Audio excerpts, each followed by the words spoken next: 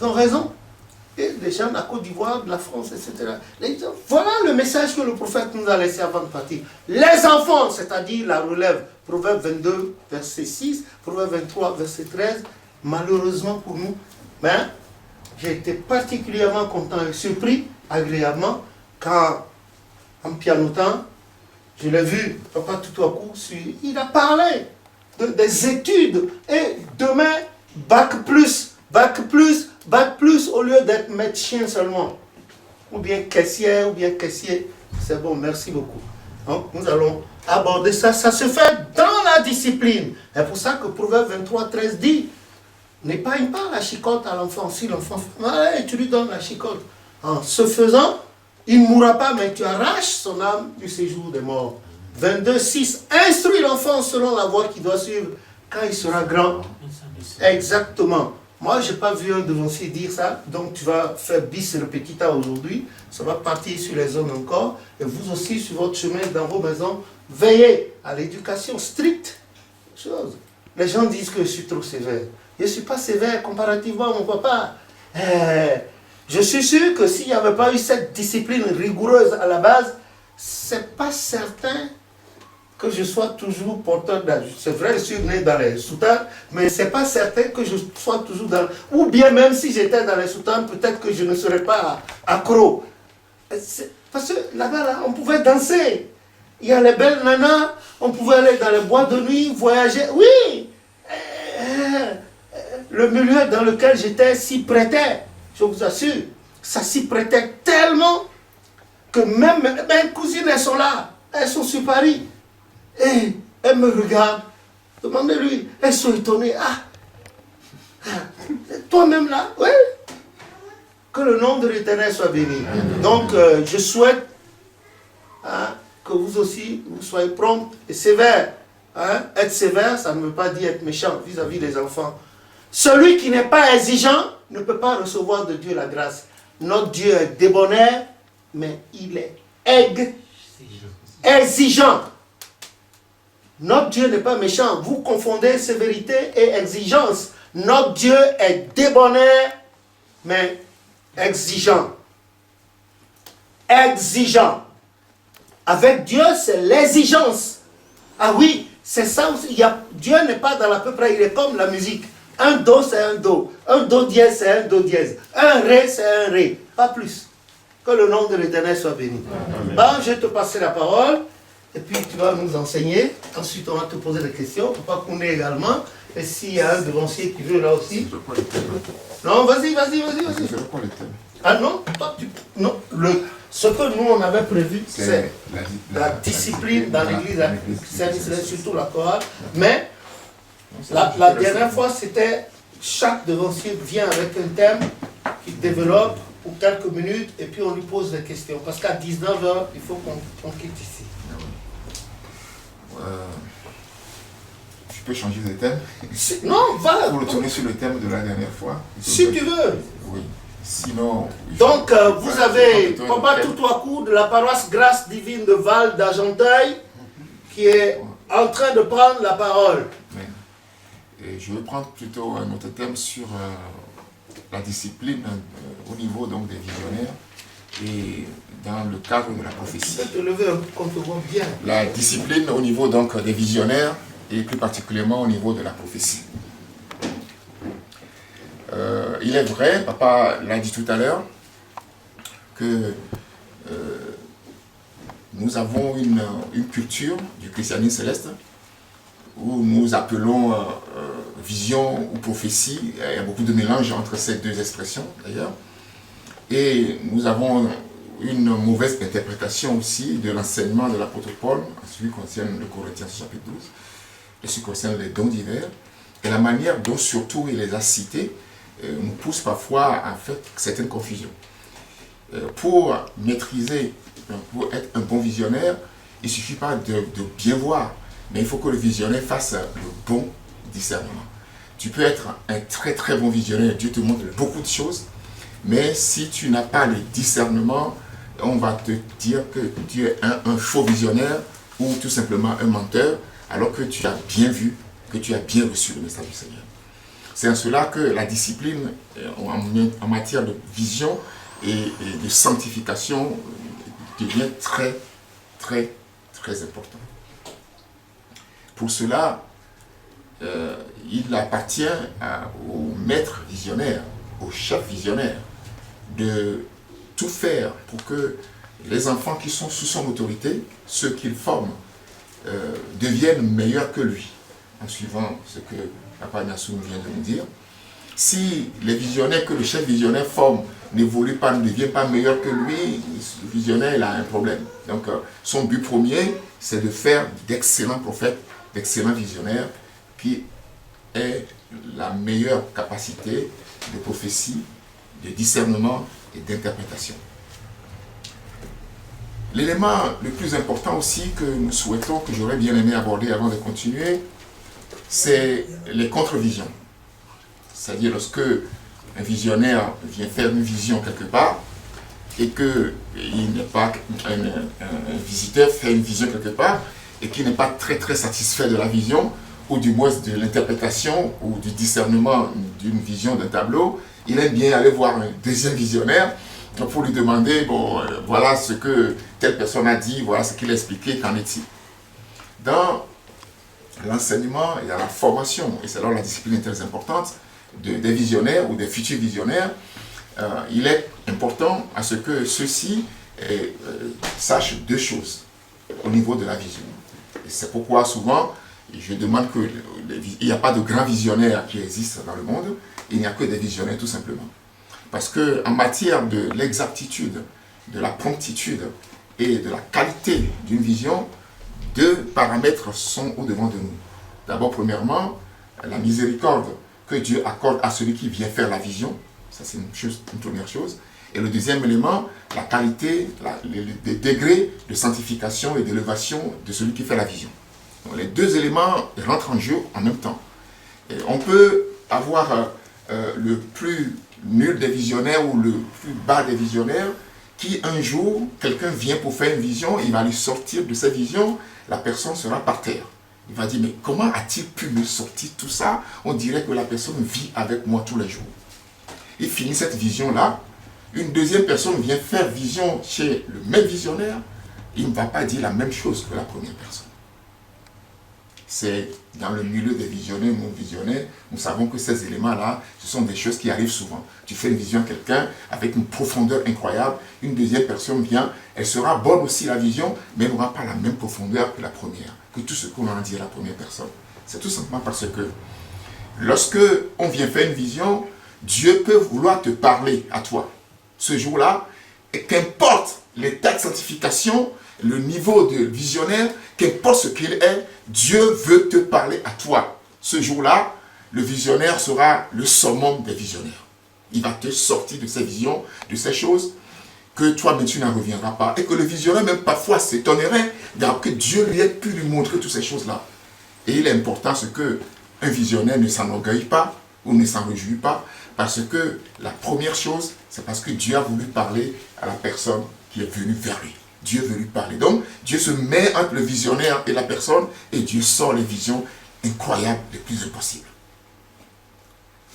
Quelque temps après, j'ouvre une parenthèse que je ferme après, lorsque le visionnaire n'a pas la capacité de continuer à faire de ces visions-là, il y a certains qui vont chercher d'autres forces pour pouvoir continuer à donner de bonnes visions, alors que tout simplement il va comprendre que c'est parce que ce jour-là, c'est Dieu qui montre, c'est Dieu qui révèle, c'est Dieu qui parle au visionnaire. Le jour que la vision ne vient pas telle que tu l'as fait hier, tu restes tranquille, tu restes en prière, en sanctification, le moment viendra où Dieu s'exprimera à toi. Le deuxième élément, c'est le visionnaire, qui a un degré de capacité, de profondeur et d'explication, d'approfondissement, surtout de discernement. C'est normal, plus il se prépare, plus il s'élève. Moi je dis souvent que le visionnaire, il va flirter avec les niveaux les plus élevés de la prophétie, d'interprétation et de discernement. Chose importante, dans tout ce que j'ai dit là, c'est lorsque la personne quitte un visionnaire et va vers un autre. Et que ce deuxième lui donne un discernement qui est un peu différent du premier discernement. Et c'est ça qui amène souvent la guerre entre les prophètes et les visionnaires. c'est là où je vais conclure un tout petit peu aujourd'hui, par expérience, de tout ce que j'ai pu vivre en tant que prophète et visionnaire. Et je le rappelle encore ici, ma femme là-bas en est témoin, j'ai connu cette église à 7 ans, et à 4 ans, moi, je voyais déjà. Je ne suis pas venu christianiste là pour devenir visionnaire, j'ai commencé à voir avant de devenir chrétien céleste. Et donc, au christianisme céleste, j'ai vu une autre dimension de ce que c'est que la vision. J'ai compris mieux encore ce que c'est que la vision. Chose importante, c'est que lorsqu'une vision, une prophétie est sortie, c'est là où je vais conclure, en fait, ça peut être un débat, il n'y a pas qu'un seul discernement. Il y a en fait spirituellement un seul discernement, mais elles peuvent avoir donc des dimensions que j'appelle des dimensions cardinales qui peuvent, normalement, ils se joignent tous, c'est-à-dire ils ne peuvent pas se séparer. Donc, quel que soit ce qu'un prophète dit, ça doit forcément rejoindre ce que l'autre a dit. Donc, ça veut dire que la manière dont il va prendre pour pouvoir l'expliquer peut être différente, mais la conclusion doit être toujours pareille. Il doit toujours aboutir à la même conclusion, au même résultat. Ce qui amène la guerre parfois, c'est qu'un visionnaire veut que l'autre qui explique utilise les mêmes mots, les mêmes phrases que lui, alors que non, pas du tout. C'est la conclusion qui doit être pareille. Tout ce qu'ils disent doit toujours aboutir. Et c'est en cela que j'invite tous les prophètes, tous les visionnaires, à travailler ensemble. Et tant que vous ne travaillez pas ensemble, vous ne pouvez pas vous connaître. Tant que vous ne travaillez pas ensemble, vous ne pouvez pas vous maîtriser. J'ai Oli Kouné devant moi, ici, lorsqu'on a commencé à travailler ensemble, nos méthodes étaient différentes, puisqu'on n'a jamais travaillé ensemble, j'ai été formé différemment. Mais comme l'Esprit Saint de Dieu est au milieu de nous, les choses se sont coordonnées très, très, très rapidement. Et de tout, et excusez-moi si peu de le dire, de tous les prophètes que j'ai cohabité avec, je le trouve excellent. Et je rends grâce à Dieu de ce que Dieu t'a donné. Et continue surtout, et sur cette voie-là, donne-toi corps, âme et esprit à Dieu. Et il y a encore de grandes choses que tu vas faire pour l'Église du Seigneur, surtout dans le relèvement de ce que Papa Ignacio nous a dit tout à l'heure pour la jeunesse. La jeunesse a besoin de nous pour les faire accompagner. Que la paix de Dieu soit et demeure avec nous. Je crois que j'ai dépassé 15 minutes. Mais bon, c'est comme ça sans être préparé. Mais c'est un thème qui m'est cher. Que Dieu nous assiste. Vous avez des questions? Donc voilà le bref exposé de notre papa tout au coup de la paroisse Grâce Divine du Val d'Argenteuil. Bah, vous avez le temps pour les questions. C'est parti. Charles Oumtilier. Enchanté. Merci papa d'avoir abordé la discussion sur la vision et la prophétie. C'est vraiment un thème central dans l'église du christianisme céleste. Je pense que sans ce thème-là, cette façon de voir les choses qui ont été révélées à notre papa au chauffard, il y aurait très peu de fidèles dans l'église céleste. C'est vraiment un thème qui a à ramener les fidèles dans l'église. Peut-être que demain, ce sera autrement.